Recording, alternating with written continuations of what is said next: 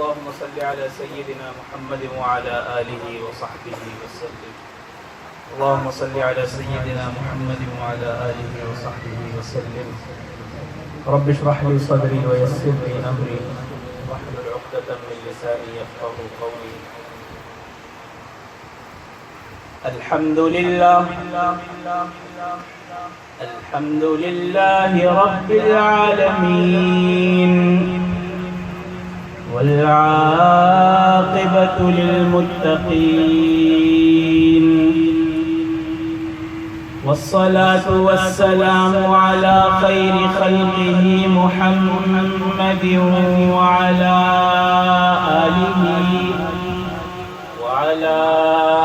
آله وأصحابه أجمعين. أما بعد فأعوذ بالله من الشيطان الرجيم. بسم الله الرحمن الرحيم.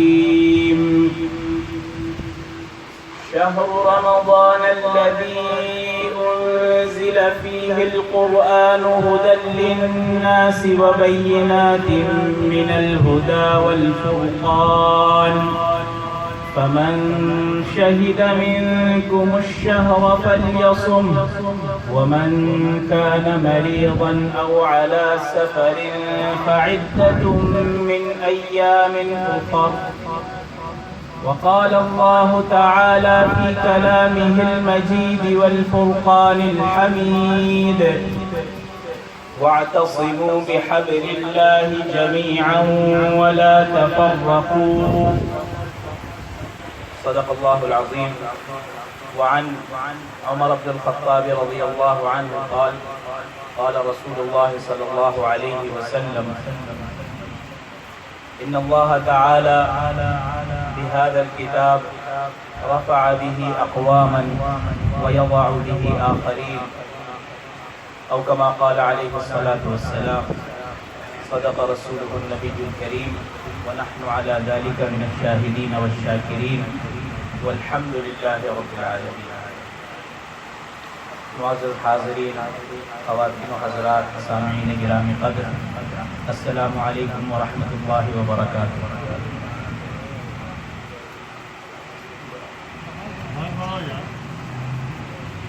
الحمدللہ ثم الحمدللہ. اللہ رب العزت نے ہمیں زندگی میں ایک مرتبہ پھر ماہ مبارک ماہ رمضان جیسا عظیم الشان رحمتوں برکتوں اور مغفرتوں والا مہینہ ہمیں عطا فرمایا، اور اس مہینے میں سخت گرمی کے موسم میں اللہ رب العزت نے ہمیں روزے رکھنے کی توفیق عطا فرمائی، مسجدوں کو آباد کرنے کی توفیق عطا فرمائی.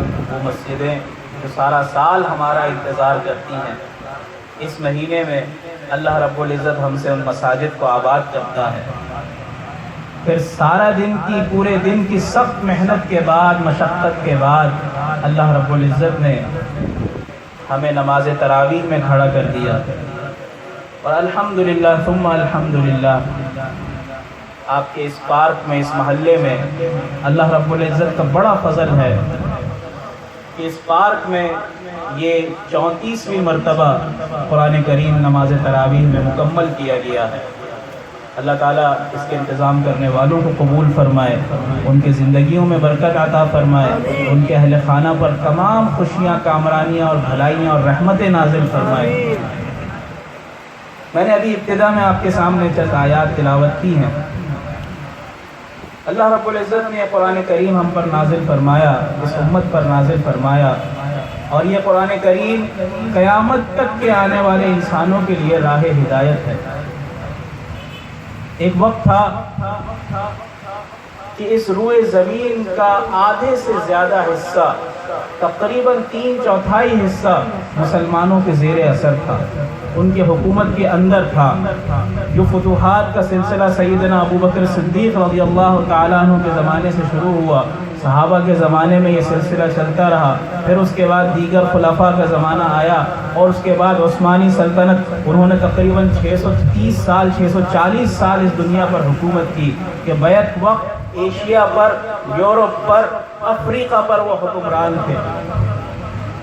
پھر ایسا کیا ظلم ہوا، ایسی کیا تباہی مسلط ہوئی کہ آج مسلمان تقسیم ہے، آج مسلمان فساد کا شکار ہے، آج مسلمان انتشار کا شکار ہے، آج مسلمان تشدد کا شکار ہے، آج مسلمان بربریت کا شکار ہے۔ جتنے الفاظ کہے جائیں وہ کم ہے۔ وجہ کیا ہے؟ وجہ یہ ہے کہ اللہ رب العزت نے جو کلام مقدس، جو کتاب مقدس محمد الرسول اللہ صلی اللہ علیہ وسلم پر نازل فرمائی، ہم نے اس کتاب کو بھلا دیا، اور جس شخصیت پر، جس ہستی پر اس کتاب کو نازل فرمایا گیا،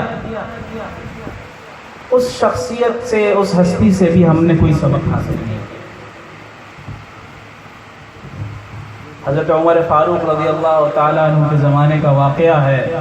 حضرت عمر فاروق رضی اللہ تعالیٰ عنہ جمعہ کا خطبہ دے رہے ہیں، مسجد کے ممبر پر کھڑے ہیں، اچانک کہتے یا ساریۃ الجبل۔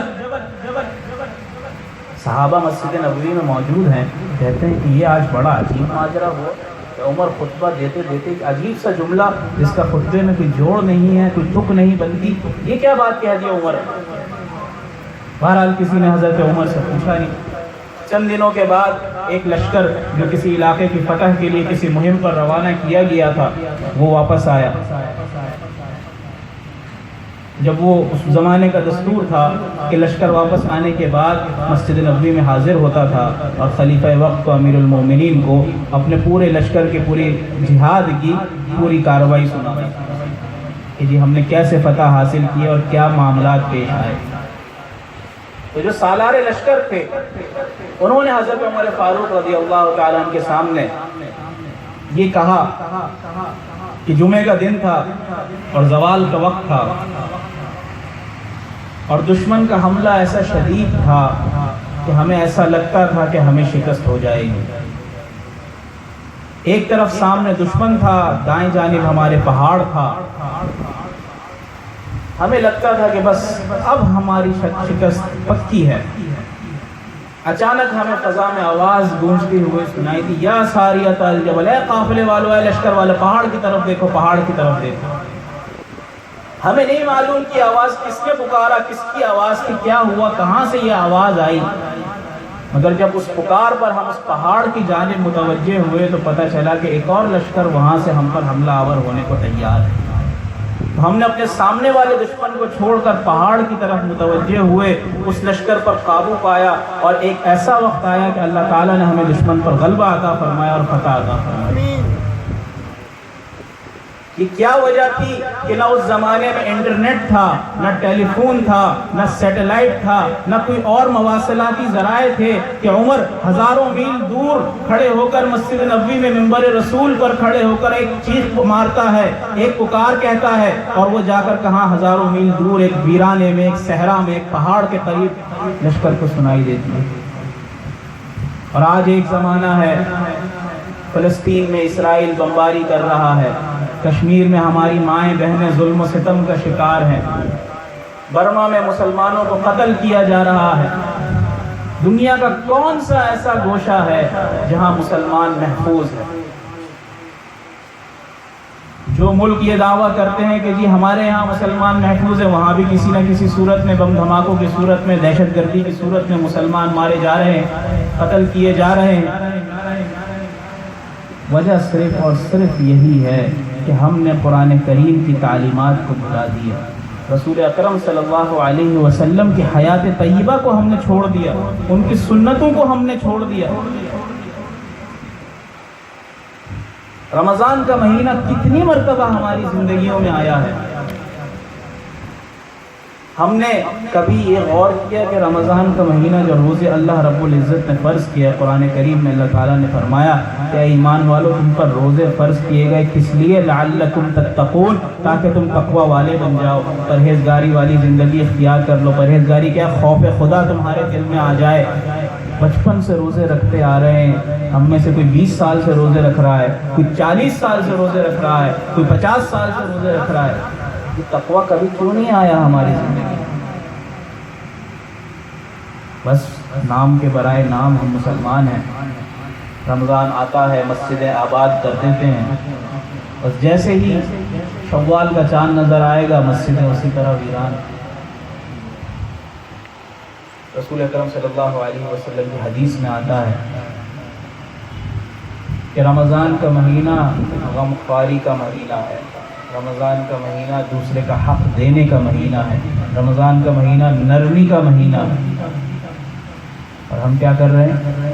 وقتی طور پر تو نرمی کر رہے ہیں، مگر اس ایک مہینے کے بعد تمام چیزیں ختم۔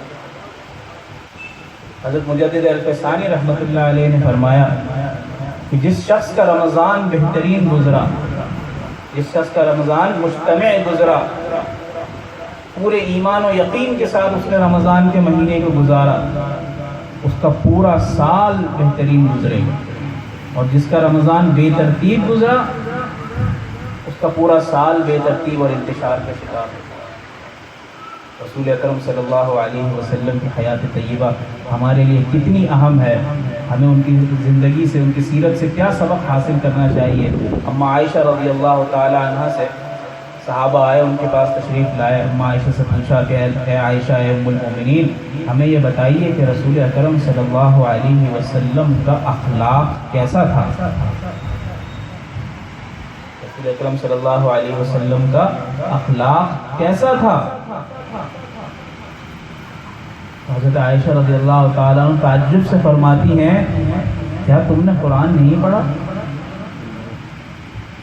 کان خلقہ القرآن، الحمدللہ رب العالمین سے لے کر من الجنۃ والناس تک ایک ایک آیت میرے محبوب کے لیے نازل ہوئی ہے، ایک ایک آیت میں میرے محبوب کی صورت نظر آتی ہے، کیا تم قرآن نہیں پڑھتے؟ لقد کان لکم فی رسول اللہ اسوۃ حسنہ، تمہارے لیے زندگی اسوہ حسنہ کو اختیار کرنے کے لیے سب سے بہترین نمونہ کون سا ہے؟ رسول اکرم صلی اللہ علیہ وسلم کی زندگی کا ہے۔ رسول اکرم صلی اللہ علیہ وسلم سے محبت کا تقاضا یہ ہے کہ اللہ کے رسول صلی اللہ علیہ وسلم سے ایسی محبت کی جائے جیسا کہ صحابہ رضوان اللہ تعالی علیہم اجمعین نے کی۔ وہ محبت ایسی محبت تھی جس کا ہم تصور نہیں کر سکتے۔ ایک تابعی ایک صحابی کے پاس آئے، تشریف لائے اور فرمایا کہ رسول اکرم صلی اللہ علیہ وسلم کا مجھے حلیہ مبارک بتائیے کہ رسول صلی اللہ علیہ وسلم کا حلیہ کیسا تھا۔ اس صحابی پر ایسی کیفیت طاری ہوئی کہ گویا کہ رسول اکرم صلی اللہ علیہ وسلم ان کے سامنے تشریف فرما ہے، اور وہ بتا رہے ہیں کہ رسول اکرم صلی اللہ علیہ وسلم کی بھویں ایسی خوبصورت تھی، پیشانی ایسی چوڑی تھی، چہرہ اتنا پر انوار تھا، اور سینہ مبارک اتنا کشادہ تھا، کاندھے اتنے وسیع تھے۔ حضرت انس بن مالک رضی اللہ تعالیٰ عنہ فرماتے ہیں کہ میں نے اپنے محبوب کا جسم کئی مرتبہ چھوا، اور میں نے روئی کو بھی کئی مرتبہ چھوا، مگر میں نے رسول اکرم صلی اللہ علیہ وسلم کے جسم مبارک کو روئی سے اور ریشم سے بھی زیادہ نرم پایا۔ کہ خود حسن کو اور جمال کو اس دن جا کر معلوم ہوا جس دن رسول اکرم صلی اللہ علیہ وسلم اس دنیا میں تشریف لائے، کہ میری بلندی کہاں تک ہے۔ خود حدیث میں آتا ہے رسول اکرم صلی اللہ علیہ وسلم نے فرمایا کہ میرا بھائی یوسف علیہ السلام صبیح تھے اور میں ملیح ہوں۔ صبیح یعنی وہ شخص جو بہت زیادہ گورا ہو، اس کا رنگ بہت زیادہ سفید ہے، اور ملیح کہتے ہیں ایسے شخص کو، ایسے انسان کو کہ اس کے نین نقش ایسے ہوں کہ آپ ایک دفعہ اس کو دیکھیں تو دل میں اثر کر جائے۔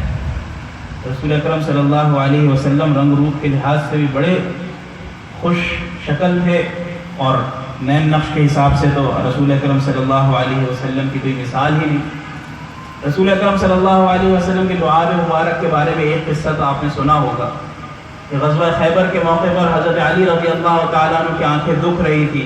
رسول اکرم صلی اللہ علیہ وسلم نے فرمایا کہ کل میں ایک جھنڈا ایسے آدمی کو دوں گا کہ اللہ تعالیٰ اس کے ذریعے خیبر کے قلعوں کو فتح فرمائے گا۔ حضرت علی کو بلایا گیا، آنکھیں دکھ رہی تھی، حضور اکرم صلی اللہ علیہ وسلم نے اپنے لعاب مبارک ان کی آنکھوں میں ڈال دی، آنکھیں ایسی شفایاب ہوئی کہ ان کی شہادت تک ان کی آنکھیں خراب نہ ہوں۔ ایک اور صحابی کے بارے میں آتا ہے جنہوں نے موصل شہر، عراق کا شہر ہے، وہ فتح کیا تھا حضرت عمر فاروق کے زمانے میں۔ ان کے بارے میں آتا ہے کہ ایک مرتبہ ان کے جسم مبارک میں دانے نکل آئے، تو رسول اکرم صلی اللہ علیہ وسلم کے پاس تشریف لائے، تو رسول اکرم صلی اللہ علیہ وسلم نے اپنا لعاب مبارک ان کے دانوں پر لگایا، ان کے جسم پر لگایا، وہ فوراً ٹھیک ہو گئے، اور کہتے ہیں کہ اس کے بعد سے ان کی وفات تک ان کے جسم مبارک سے ایسی خوشبو آیا کرتی تھی کہ دور دور سے صحابہ کرام اس خوشبو کو سونگھنے کے لیے آیا کرتے تھے۔ سبحان اللہ، سبحان اللہ۔ اور رسول اکرم صلی اللہ علیہ وسلم کا پسینہ، یہ سب کیا ہے؟ قرآن ہے۔ رسول اکرم صلی اللہ علیہ وسلم کے پسینے کے بارے میں آتا ہے کہ ام سلیم رضی اللہ تعالی عنہ، حضرت انس بن مالک رضی اللہ تعالی عنہ کی والدہ، حضرت حضور اکرم صلی اللہ علیہ وسلم ان کے یہاں آرام فرمایا کرتے تھے، دوپہر میں قیلولہ فرمایا کرتے تھے، تو ان کی عادت تھی کہ رسول اکرم صلی اللہ علیہ وسلم کو جس بستر پر حضور صلی اللہ علیہ وسلم آرام فرماتے تھے، تو وہاں پر حضور صلی اللہ علیہ وسلم کے پسینے کے چند قطرے رہ جاتے تھے، تو وہ ان قطروں کو ایک شیشی میں بھر لیا کرتی تھی اور اس کو عطر کے طور پر استعمال کرتی تھی۔ مدینے کی خواتین اپنے بچوں کے ذریعے شیشیاں بھجواتی تھی کہ کچھ قطرے ہمیں بھی دے دو۔ ایک صحابی آئے، بہت غریب تھے، رسول اکرم صلی اللہ علیہ وسلم سے آ کر فرمایا کہ اللہ کے رسول صلی اللہ علیہ وسلم، میری بیٹی کی شادی ہے، دعا فرمائے کہ اللہ تعالیٰ اس میں برکت ڈالے۔ رسول اکرم صلی اللہ علیہ وسلم نے برکت کی دعا فرمائی، اور کچھ تھا نہیں دینے کے لیے، تو ایک شیشی نکال کر دے دی کہ کسی نے میرے پسینے کے قطرے جمع کیے تھے، یہ لے جاؤ، اس کو اپنے خوشبو میں ملا کر استعمال کرنا۔ کہتے ہیں کہ ان صحابی کا گھر مدینے میں خوشبوؤں والے گھر سے مشہور ہو گیا، ان کے گھر کا نام حضور صلی اللہ علیہ وسلم کے پسینے مبارک کی وجہ سے خوشبوؤں والا گھر کہلانے لگا۔ اور جس چیز کو رسول اکرم صلی اللہ علیہ وسلم کا ہاتھ چھو جائے، جسم کا کوئی حصہ مس کر جائے، اس کی تو کیا ہی بات ہے۔ ابھی اس دنیا میں تشریف لائے ہیں، شیر خوار ہیں۔ مکے میں دستور تھا کہ باہر سے دیہاتی علاقوں سے خواتین آتی تھی، بچوں کو شہر سے لے جاتی تھی، دیہاتی ماحول میں ان کی پرورش ہوتی تھی، ان کی رضاعت ہوتی تھی، اور جب بچے کچھ عمر کے 4-5 سال کے ہو جاتے تھے تو شہر لا کر اپنی ان کی والدہ کو ان کے خاندان والوں کے حوالے کر دیا جاتا تھا۔ رسول اکرم صلی اللہ علیہ وسلم جب دنیا میں تشریف لائے تو والد کا سایہ سر سے اٹھ چکا تھا۔ لوگوں نے سمجھا کہ باپ تو ہے نہیں، اس گھر میں کیا ملے گا، کسی نے اس در یتیم کی پرواہ نہ کی۔ تمام خواتین اپنے مرضی کے مطابق مالدار اور رئیس اور پیسے والے گھرانوں کے بچے لے کر چل دی۔ یہ سعادت اللہ تعالیٰ نے حلیمہ سعدیہ کی قسمت میں رکھی تھی، ان کے دل میں اللہ رب العزت نے بات ڈالی اور کہا کہ نہیں، یہ بچہ بڑا پیارا ہے، میرے دل کو بھا گیا ہے، کچھ بھی ہے، یہاں سے کچھ نہ بھی ملے مگر اس بچے میں کچھ ایسی بات ہے کہ یہ میرے گھر کو منور کر دے گا، اور حضور اکرم صلی اللہ علیہ وسلم کو اپنے ساتھ لے گئی۔ جس سواری پر وہ تشریف لائی تھی، اس سواری کے بارے میں مسئلہ یہ تھا کہ قافلے والے رک رک کر انتظار کرتے تھے کہ حلیمہ کی سواری اتنی لاغر اور اتنی کمزور اور اتنی سست ہے کہ آنے میں اس کو وقت لگ جاتا ہے، وہ قافلے کے ساتھ مل نہیں پاتی، بار بار انتظار کیا جاتا۔ مگر جب رسول اکرم صلی اللہ علیہ وسلم کے ساتھ وہ سوار ہوئی تو وہ ایسی تیز رفتار ہوئی کہ قافلے والے حیران پریشان کہ یہ وہی سواری ہے، یہ وہی اونٹنی ہے کہ جس پر تم سوار ہو کر آئی تھی، کہ اب تو ہمیں تیز دوڑنا پڑ رہا ہے اس سواری کی وجہ سے۔ حضرت انس رضی اللہ تعالیٰ عنہ کے پاس ایک دفعہ حضرت عبادہ ابن صامت رضی اللہ تعالیٰ عنہ، جلیل القدر صحابی، بدری صحابی، وہ تشریف لائے۔ کھانا کھایا، کھانے کے بعد تولیہ مانگا، کپڑا مانگا ہاتھ صاف کرنے کے لیے، تو کپڑا دیکھا کہ وہ میلا ہے، خادمہ کو کہا جاؤ اس کو دھو کر لے کر آؤ، صاف کر کے لے کر آؤ۔ خادمہ گئی، ایک تندور تھا، اس تندور میں ڈال دیا اس تولیے کو، تھوڑی دیر کے بعد اس نے نکال لیا، تولیہ بالکل سلامت نکل آیا۔ عبادہ ابن صامت صحابی رسول، انس بن مالک وہ بھی صحابی رسول، خادم رسول صلی اللہ علیہ وسلم دیکھ رہے ہیں۔ عبادہ نے پوچھا کہ انس یہ کیا ماجرا ہے؟ کہا کہ ایک مرتبہ رسول اکرم صلی اللہ علیہ وسلم میرے یہاں تشریف لائے تھے، تو رسول اکرم صلی اللہ علیہ وسلم کو میں نے ہاتھ صاف کرنے کے لیے یہ تولیہ پیش کیا، چنانچہ اس سے کیا ہوا کہ جب یہ میلا ہو جاتا ہے ہم اس کو تندور میں ڈال دیتے ہیں، میل تو آگ کھا جاتی ہے مگر اس تولیے پر رسول اکرم صلی اللہ علیہ وسلم کا لمس ہے، سبحان اللہ، سبحان اللہ، کپڑے پر اثر نہیں ہوتا۔ رسول اکرم صلی اللہ علیہ وسلم کے اور بھی بہت سارے قصے ہیں. صحابہ کی چند ایک باتیں میں آپ کو بتا دیتا ہوں. حضرت ابوبکر صدیق رضی اللہ تعالیٰ، ان سے بڑا صحابی کوئی نہیں، ان سے بڑا اللہ کے رسول صلی اللہ علیہ وسلم کا عاشق کوئی نہیں. رسول اکرم صلی اللہ علیہ وسلم نے ایک مرتبہ فرمایا کہ مجھے 3 چیزیں سب سے زیادہ پسند ہیں، ایک خوشبو، ایک نیک بیوی اور نماز، میری آنکھوں کی ٹھنڈک. رسول حضرت ابوبکر صدیق پاس بیٹھے ہوئے، کہا کہ رسول صلی اللہ علیہ وسلم مجھے بھی 3 چیزیں سب سے زیادہ پسند ہے.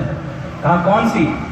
فرمایا کہ ایک تو یہ ہے کہ میں آپ کو بس دیکھتا رہوں، دوسرا یہ کہ میرے پاس جتنا مال ہے سب میں آپ پر خرچ کر دوں، اور تیسرا یہ کہ میں اپنی بیٹی آپ کے نکاح میں دے دوں جو میں دے چکا ہوں. حضرت عائشہ کی نکاح حضرت ابوبکر صدیق نے خود رسول اکرم صلی اللہ علیہ وسلم سے کروایا. تو عاشق ہو تو ایسا ہو. ہجرت کا زمانہ ہے، رسول حضرت ابوبکر صدیق رضی اللہ تعالیٰ عنہ کا اندازہ ہو گیا کہ اب رسول اکرم صلی اللہ علیہ وسلم کو ہجرت کی اجازت مل جائے گی، اب موقع نہیں ہے. بس وہ چاہتے تھے کسی طرح رسول صلی اللہ علیہ وسلم کے ساتھ ہجرت کا موقع مل جائے، ساتھ سفر کا موقع مل جائے.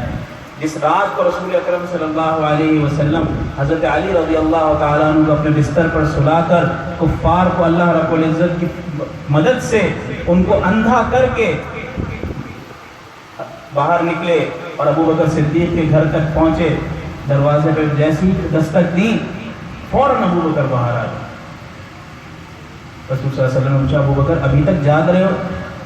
کہا کہ بس اللہ کے رسول صلی اللہ علیہ وسلم جب سے مجھے یہ اندازہ ہوا کہ آپ کا ہجرت کا سفر ہونے والا ہے، میری تو رات کی نیندیں اڑ گئی کہ بس کسی طرح مجھ سے یہ موقع نہ نکل جائے، آپ فرمائیے کیا حکم ہے؟ کہا کہ بس اللہ نے حکم دے دیا ابھی نکلنا. تو انہوں نے پہلے سے تیاری کر کے رکھی ہوئی تھی. رسول اکرم صلی اللہ علیہ وسلم اور ابوبکر نے ہجرت کا سفر ساتھ کیا.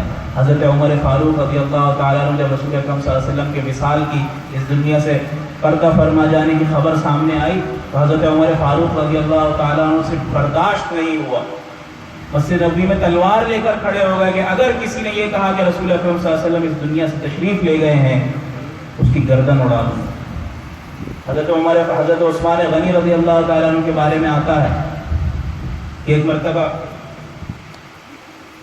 مرتبہ رسول اکرم صلی اللہ علیہ وسلم کو دعوت دی اپنے گھر پہ کہ اللہ کے رسول میرے گھر تشریف لائیے اپنے صحابہ کے ساتھ.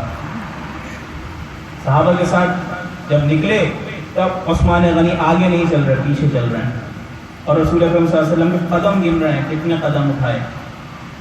رسول اکرم صلی اللہ علیہ وسلم نے درمیان میں رک کر پوچھا کہ عثمان کیا کر رہے ہو، میرے قدم کیوں گن رہے ہو؟ کہا کہ رسول صلی اللہ علیہ وسلم میں نے یہ ارادہ کیا ہے، نیت کی ہے کہ آپ کے گھر سے لے کر میرے گھر تک آپ صلی اللہ علیہ وسلم جتنے قدم اٹھائیں گے میں اتنے غلاموں کو آزاد کروں. حضرت علی رضی اللہ تعالیٰ عنہ آخری بات کہہ کے بات ختم کرتا ہوں. ہجرت کی رات کو جب اپنے بستر پر لٹایا، حضرت علی رضی اللہ تعالیٰ عنہ کا فرمان ہے کہ میں وہ ایک رات کی جس رات میں پوری زندگی میں سکون سے سویا. ہر رات کو مجھے یہ لگتا تھا کہ اگلی صبح میں نہیں دیکھ سکی، مگر اس رات مجھے یقین تھا کیونکہ میرے محبوب نے مجھے یہ بستر پر یہ کہہ کر سلایا تھا کہ اے علی صبح کو اٹھ کر مکے والوں کی امانتیں دے کر مدینے آ جانا. تو مجھے یہ یقین تھا کہ صبح میں ضرور دیکھوں.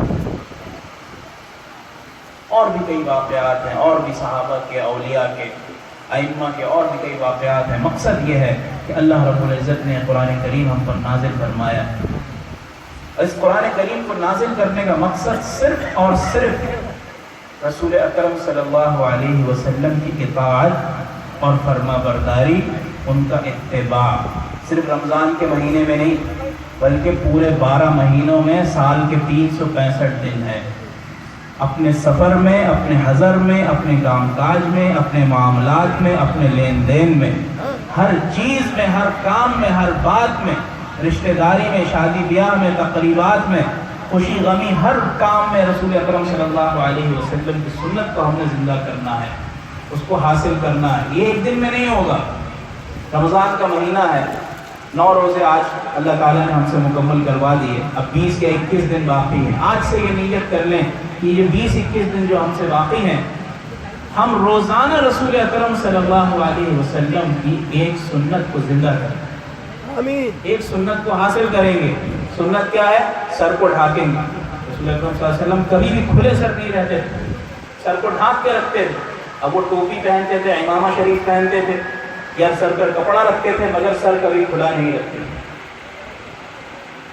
اور بھی دیگر بہت ساری سنتیں ہیں، کھانے کی سنتیں ہیں، سونے کے آداب ہیں، مسجد کی سنتیں ہیں، کاروبار کی سنتیں ہیں، گھر میں داخل ہونے کی، گھر سے نکلنے کی 20 سنتیں اگر ہم نے اپنی زندگی میں داخل کر لی تو اس کا ثواب کیا ہوگا اور فائدہ کیا ہوگا؟ ثواب یہ ہوگا کہ رسول اکرم صلی اللہ علیہ وسلم نے فرمایا من تمسک بسنتی عند فساد امتی فلہ اجر مئۃ شہید او کما قال علیہ الصلوۃ والسلام، کہ جس شخص نے فتنہ و فساد کے زمانے میں یعنی قرب قیامت کے زمانے میں میری کسی ایک ادنا سی سنت پر بھی عمل کر لیا، اس کو مضبوطی سے تھامے رکھا، اللہ تعالیٰ اس کو 100 مقبول شہیدوں کا ثواب عطا فرمائے.